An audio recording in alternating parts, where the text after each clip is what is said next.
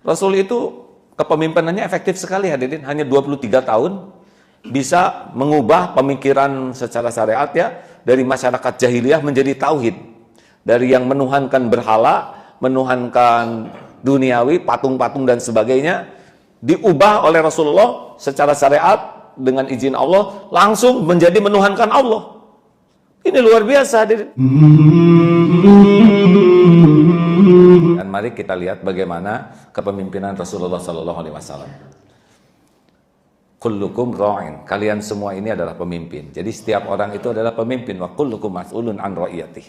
Dan setiap orang akan ditanya tentang kepemimpinan yang dia lakukannya. Tidak usah jauh-jauh, mari kita akan simak kembali. Saya kira ilmunya sudah tahu, hanya merefresh saja. Yang pertama, kepemimpinan Rasulullah adalah sidik. Sidik itu orang yang benar. Niatnya benar, perkataannya benar, perilakunya benar. Orang yang sidik itu sama klik antara hati, ucapan, dan perbuatan, dan konsisten di dalam kebenaran.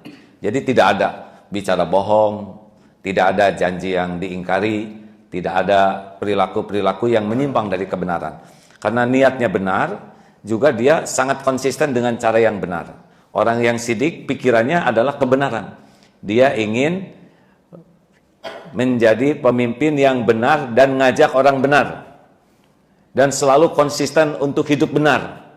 Jadi perkataannya mulai dari hatinya benar, tidak ada niat neko-neko lillahi ta'ala. Yang kedua, perkataannya juga benar, tidak ada bohong, tidak ada dusta, tidak ada janji-janji palsu. Yang ketiga adalah perilakunya juga benar, konsisten, benar.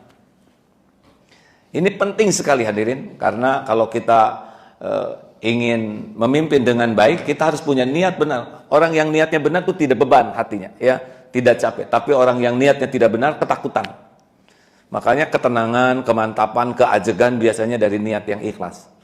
Dan yang kata-katanya itu benar, dia tidak memerlukan segala sesuatu yang muluk-muluk, yang tidak ada kebenarannya untuk membuat dirinya diakui, tidak perlu. Konsisten dalam perkataan yang benar dan juga konsisten perilakunya benar.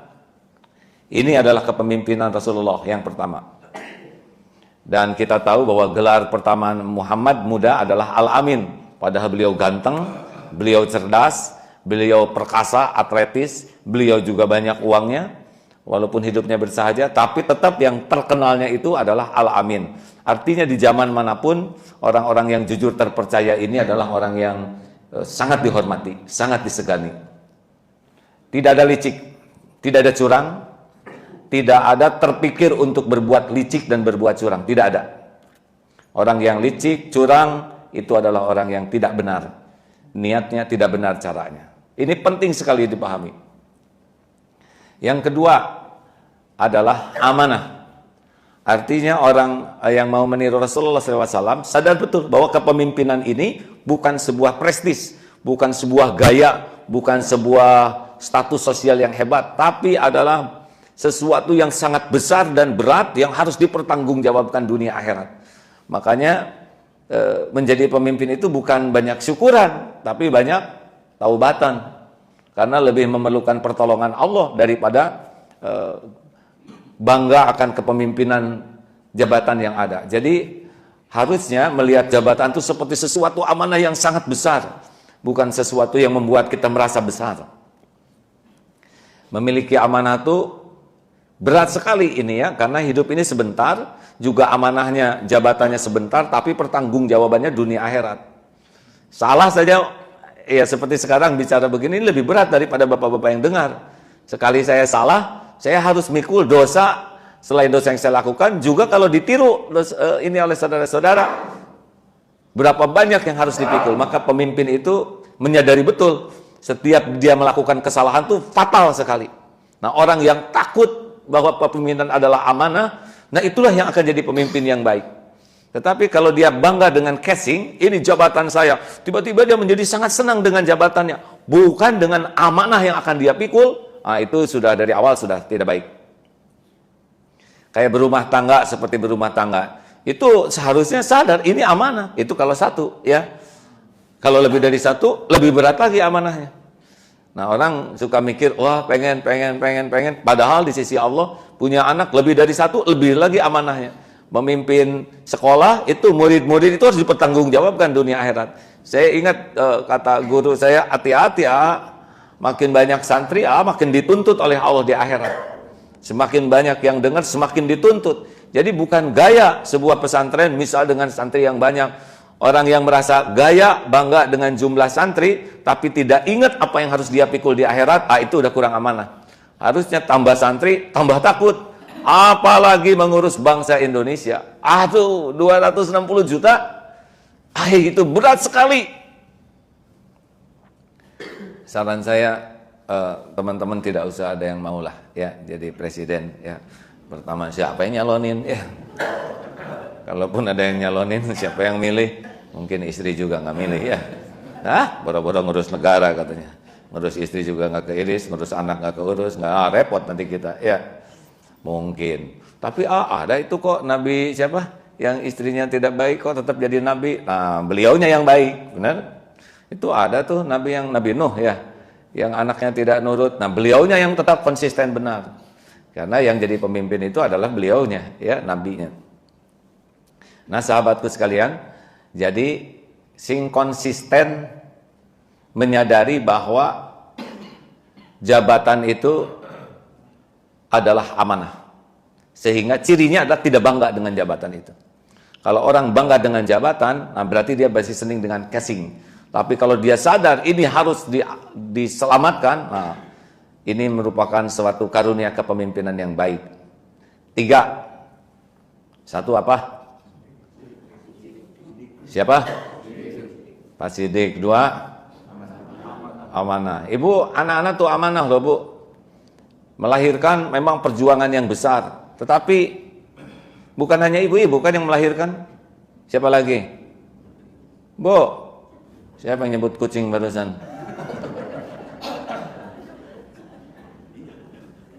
Melahirkan tuh sebuah perjuangan yang besar. Tetapi itu anak tuh amanah. Sesudah lahir harus dididik dengan baik, dilatih dengan baik, dibina dengan baik. Tidak cukup hanya melahirkan. Harus menyadari. Jadi jangan, maksudnya ini jangan sok gimana dengan status jabatan kepemimpinan. Karena bukan itu intinya. Intinya adalah kemampuan kita memikul amanah. Itulah kepemimpinan yang sesungguhnya. Kalau masalah diberi jabatan itu Allah yang memberi. Tapi masalah memikul amanah itulah kualitas seseorang. Sepakat? Dan kita bisa lihat, dari hari ke hari kita bisa tahu kemampuan orang amanah. Iya kan? 3. Yang ketiga adalah tabligh. Sebetulnya ada yang nyebut fatonah dulu. Ini mah urutan bisa diatur ya. Fatonah. Fatonah itu smart, bukan cerdas. Kalau cerdas itu masalah IQ ya. Tapi IQ itu gift. Tapi masalah smart, orang yang bisa menggunakan kecerdasannya dengan efektif dan efisien, menjadi seorang yang profesional, bijaksana, punya kualitas leadership yang bagus. Nah ini fatonah. Karena begini hadirin, ada orang baik ya, dan dia juga amanah, tetapi untuk mengelola sebuah sistem, sebuah organisasi, itu tidak cukup hanya dengan pintar ya. Yang pintar-pintar di kelas belum tentu dia bisa memimpin organisasi. Juga orang yang bertanggung jawab di keluarga belum tentu bisa memimpin sebuah wilayah. Karena kepemimpinan itu sebuah seni ya, sebuah keahlian yang tidak sederhana. Jadi seorang pemimpin itu dia bisa membangun sebuah cita-cita sama-sama. Nah, seorang yang fatonah itu dia punya kemampuan untuk membangunkan orang punya sebuah cita-cita. Kita akan menuju ke sana nih. Tapi cita-cita ini bukan angan-angan yang kosong ya, tapi dengan penelitian, dengan penelaahan, dengan data, dengan fakta, kita akan ke sana. Oh, semua bisa membayangkan sebuah cita-cita itu, lalu saat yang sama bisa menggerakkan orang untuk meraih cita-cita itu bersama-sama. Nah, itu leadership. Jadi kalau orang sudah lemah membangunkan visi atau cita-cita bersama, itu sudah masalah, dan lemah di dalam menggerakkan, ini kurang smart, kurang fatonah. Memang tidak bisa dipungkiri, tidak setiap orang punya kualifikasi yang sama untuk amanah yang berjenjang, ya. Makin besar itu makin pelik, makin rumit, dia membutuhkan kualitas kepribadian yang sangat lebih tinggi lagi. Kalau ingin memimpin dengan benar, ya, ada juga yang besar gitu tapi enggak, ya seadanya sekali lah. Lalu yang ke berapa? Yang keempat adalah tabligh. Jadi kemampuan menyampaikan dengan baik, benar, niat benar, cara benar, ini merupakan bagian terpenting daripada Rasulullah SAW. Rasul itu kepemimpinannya efektif sekali, hadirin, hanya 23 tahun bisa mengubah pemikiran secara syariat, ya, dari masyarakat jahiliyah menjadi tauhid. Dari yang menuhankan berhala, menuhankan duniawi, patung-patung dan sebagainya, diubah oleh Rasulullah secara syariat dengan izin Allah langsung menjadi menuhankan Allah. Ini luar biasa, hadirin. Mengubah sebuah visi masyarakat, tujuan hidup masyarakat, dan menggerakkan masyarakat, umatnya untuk mau mengabdi ke Allah. Ini dahsyat sekali. Dan 1400 tahun sampai sekarang ini konsisten kita menuhankan Allah dan mau kepada Allah. Ini berarti dampak kepemimpinannya luar biasa. Nah, ini adalah diikuti dengan sifat tabligh beliau, menyampaikan kebenaran ini. Jadi tidak cukup hanya pintar saja, tapi harus juga punya kemampuan tabligh. Nah, kenapa orang punya power di dalam bicara? Karena secara syariat tidak ada tidak ada yang beda antara hati, perkataan, dan sikap. Nah, yang membuat jatuhnya wibawa seorang pemimpin adalah inkonsisten, tidak nyambung antara perkataan dan perbuatan, ngomong-ngomong kemana, kelakuan kemana, dan hatinya juga kemana. Nah, ini sulit sekali, ini akan nampak. Perjalanan waktu akan menampakkan inkonsisten seseorang. Pertama-tama mungkin orang bisa suka karena belum bekerja, belum nampak. Orang bisa tertarik kepada perkataan. Tetapi perjalanan waktu, ya ini saya pernah ada cerita seseorang, semoga Allah mengampuni dan sudah mengubah semuanya jadi lebih baik. Tapi pelajaran bagi AA juga. AA, saya itu mengidolakan seorang ustadz. Cerita, karena saya lihat di TV. Sehingga saya memilih cuti. Kalau nggak salah 2 minggu. Saya mau berkhidmat kepada ustadz ini. Baru seminggu sudah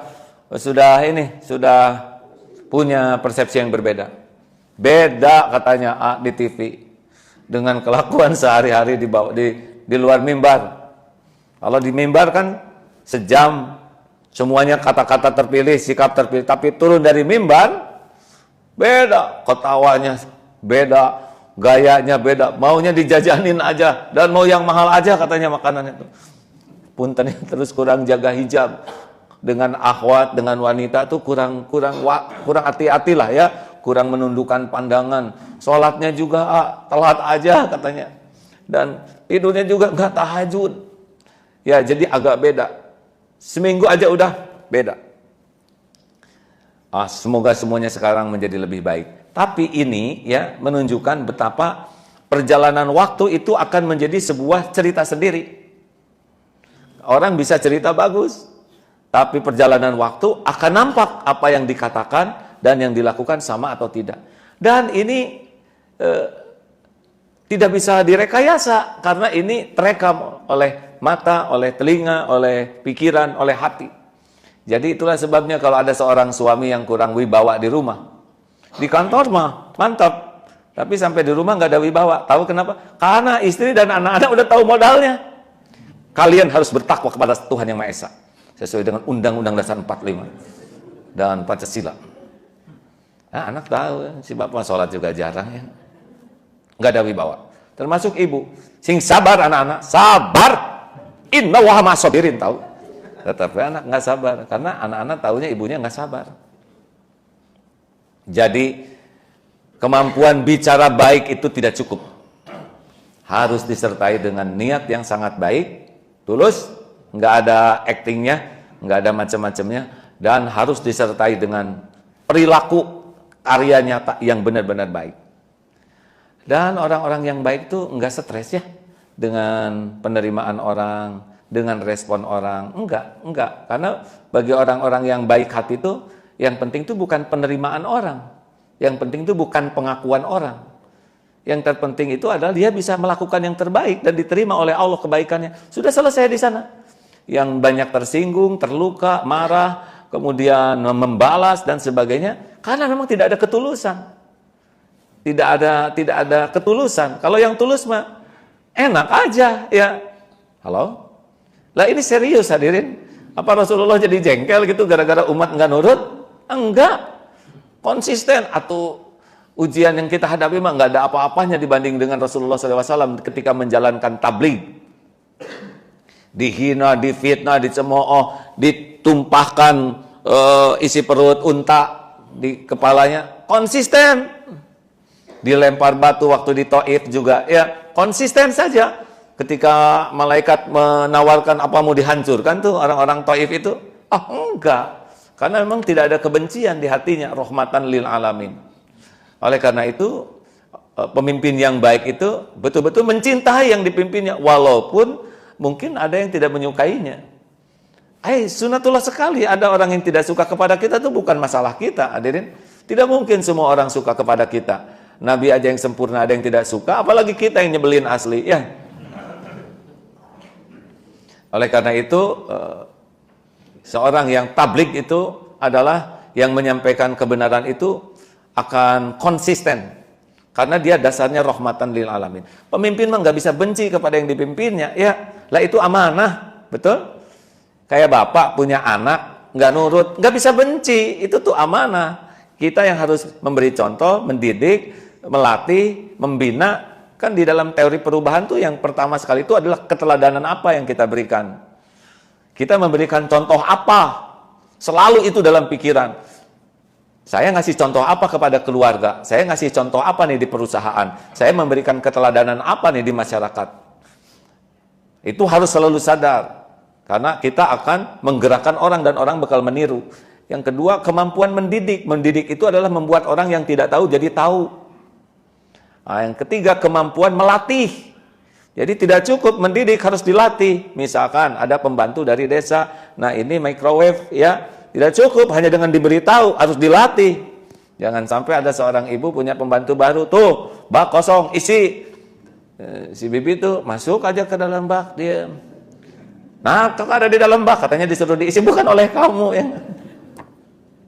Ada yang dari desa juga, kenapa air bak banjir terus? Karena di desa kan nggak ada keran ya Pak, pancuran nggak dimatiin, benar. Dan dia tidak merasa bersalah, harus dilatih supaya bisa. Ada lagi pemimpin tuh harus bisa membina supaya konsisten, dididik supaya tahu, dilatih supaya bisa, dan dibina supaya istiqomah.